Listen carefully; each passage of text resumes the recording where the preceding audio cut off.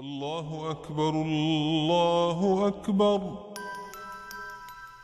Qui a dit que l'histoire était exclusivement l'œuvre des hommes? Nul ne peut ignorer que la plus ancienne université du monde est construite par une femme, Fatima el-Fihriya.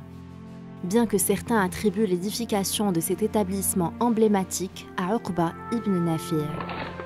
On l'appelle al-Banin, Fatima bint Mohammed el-Fihriya el-Qurashiyya, une femme arabo-musulmane descendante de Uqba ibn Nafi' el-Fihri el-Qurashi, fondateur de la ville de Kérouan en Tunisie.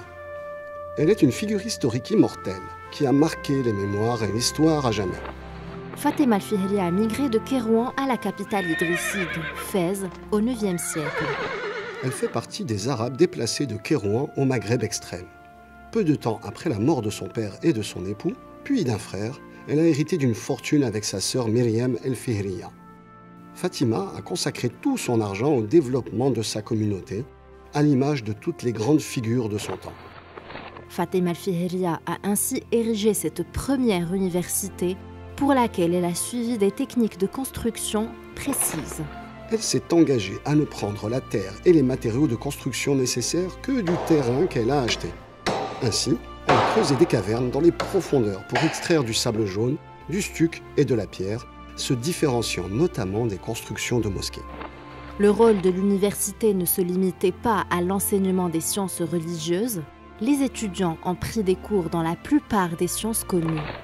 Les sciences enseignées aux étudiants de cette prestigieuse université inclurent les mathématiques, l'ingénierie, l'astrologie et l'anatomie. Certains chercheurs pensent que les sciences médicales constituaient aussi un outil d'apprentissage, en plus des sciences mentales. Ainsi, l'établissement fondé par la force de Dieu devint une université scientifique dirigée par des connaisseurs venus des villes du Maroc, d'Al-Andalus et du Mashrek.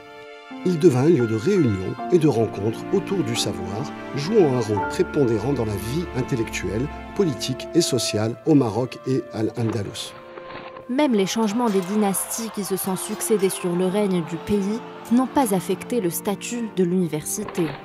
Tout au long des siècles et des années, les rois s'empressèrent d'élargir leur contribution au renforcement financier de l'établissement, depuis les Zénètes aux Alaouites actuellement, en passant par les Almoravides, les Almohades et les Mérinides. L'université à Fès, au Maroc, eut une grande place dans les dynamiques scientifiques et éducatives depuis sa création jusqu'à nos jours. Même que des historiens la considérèrent comme la première université islamique délivrant des diplômes d'enseignement supérieur. Le rayonnement de l'université qarawiyyin a atteint l'Europe au Moyen Âge. Le pape Sylvestre II a fait alors partie de ses étudiants. Ce rôle scientifique ne s'arrêta pas là, même lorsque Marrakech devint une capitale sous les Almoravides. L'université qarawiyyin constitua la fierté d'un symbole qui représenta le phare du savoir et de la science en Occident.